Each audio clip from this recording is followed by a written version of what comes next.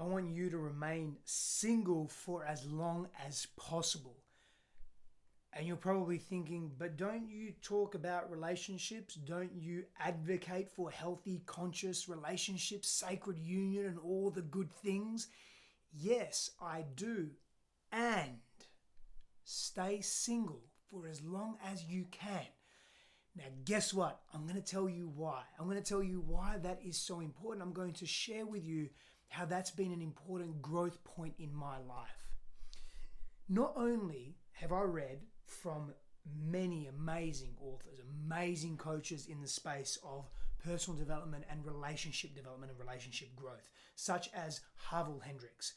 Stay single, spend time in singledom, get to know yourself. I want to express to you and share with you the reasons why it's so important to stay single. Not forever, unless that's exactly what you want and you have healthy reasons as to why you want to do that. But more importantly, stay single to get to know you. Stay single for as long as you need to connect to those parts of you that long for attention, to those parts of you that were neglected, abandoned, rejected, humiliated as a child. Those parts of you that craved for attention, excuse me, that wanted love from mum, that wanted availability from dad, and you didn't get that. Because here's the thing, there'll be a part of you within, in this constitution, in this body, mind, heart complex that moves through the world, that says in an unconscious way, but it is very evident through your actions and behaviors, it says, I didn't get this thing when I was younger. I am now going to orientate myself and I'm going to look for this very thing that I crave and that I believe I need from someone else. That comes from a desperate place, a place of destitute, a place of insecurity and neediness. It comes from an unhealthy place. It may even come from an aggressive place. Now you're seeking that very thing that you think you need from someone else, and all you are doing is attempting to replace that pain and that fear and that thing that you think you need to make you feel better, to make you feel worthy and enough from someone else, generally from a beloved, because our intimate relationships are replicas to some extent, are these reruns of our core parental or primary caregiver relationships. And unconsciously, we are recreating what we did and did not receive both consciously and unconsciously from our primary caregivers or parents. And we're attempting to heal that part of us that is wounded. Now, if we don't spend time in singledom, getting to know who we are, learning to meet our own needs at some level, then we are going to be unhealthy in the way that we ask for needs, request for needs, even if we do even request it, if we even attempt to request it, or rather we demand it. You've got to meet your own needs. I'm not on the bandwagon of purely self-love. It's all about self-love. If you can't love yourself, you can't receive love from others, or you can't love others. There is some truth to that, but there is more to that story as well. So side note on that.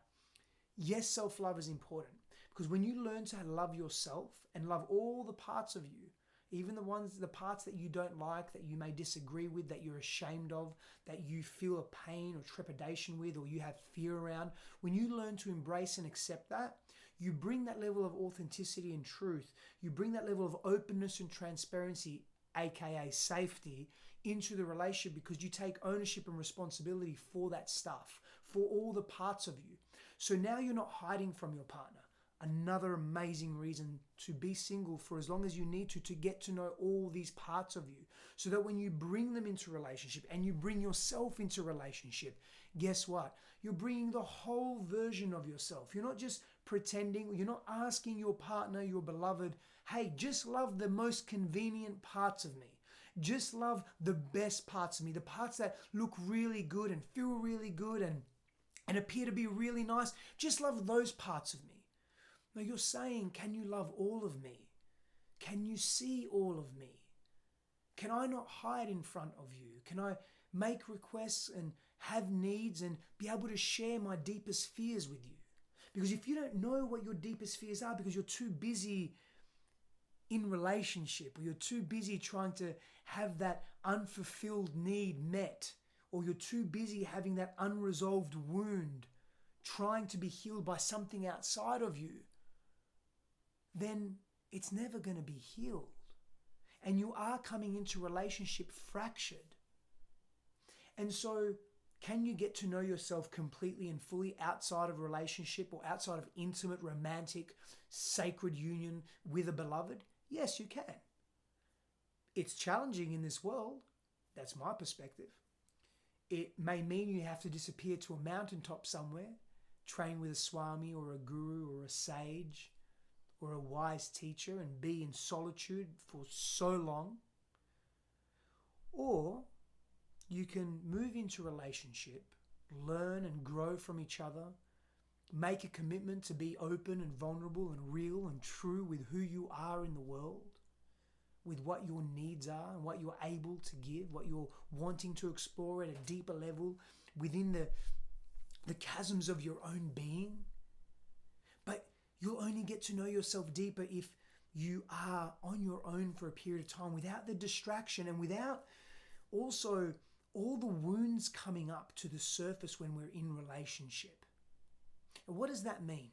That means that, again, if we have anger issues, they will be stimulated in relationship, and it becomes a little more challenging to deal with and equilibrate and heal if you haven't done that foundational inner work on yourself. Explore the world. Get to know what challenges you. Get to know intimately what is difficult for you. Get to know your values. What's important to you? What do you most want in relationship? How do you want to live your life? Explore this and so much more on your own. How do you handle difficulty and challenge? Not to then come into a relationship and say, hey, I got this. I don't want you to take care of me, or I don't need you to solve my problems. And your partner shouldn't fix you. You're not broken. They're not there to solve your problems, but they're there to help you. But if you spend time on your own exploring the wide world, the big wide world, and immerse yourselves in different cultures and learn how you adapt to various circumstances, you bring that innate wisdom, that embodied wisdom into a relationship. There's a maturity that comes from that. In my own life, I've spent so much time in singledom, and I've spent time in a relationship. I haven't been one of those people that's gone from relationship to relationship to relationship to relationship. I've had bouts, and they've all varied, bouts of time and space where I haven't been in committed relationship. A lot of that was because I feared commitment, and that's a story for another time. But it's also because I wanted very deliberately space to just be on my own and be in my own stuff without having to rely on someone else to fix me or fix that or solve that problem. I wanted to become more self-reliant, and I wanted to develop deeper compassion and empathy for myself. And I did that through being in my own energy, through prioritizing myself. Many of you haven't, maybe you've been the older brother or sister and you've had to grow up too quick and you've had a ton of responsibility thrown on you, and you haven't had the opportunity to be in your own space, to be self-reliant, to enjoy your own company, to get to know you in all the ways that you possibly can on your own. And then you can say, okay, I think I'm ready. My heart's a little more open now. I think I'm ready for a relationship. And yes, it will come with challenges. And yes, it will be difficult. And yes, you'll make demands and you'll ask questions and you will be left in pain. You will traverse fear of maybe losing your partner, fear of having an argument and upsetting them, fear of, oh my God, I'm only going to be with this one person for the rest of my life if you're choosing a monogamous container. Fears and things are going to come up in relationship, often more challenging than when you're in singledom. But the deep, deliberate work you do in singledom can prepare you for the expansive evolutionary work that relationship, intimacy holds for you, for your beloved, and for the world. Because that's what intimate relationship is. It is a gift to the evolution of humanity. And I wish you that gift. And first, I wish you the gift of getting to know you in a way that you haven't before. Power and blessings to you.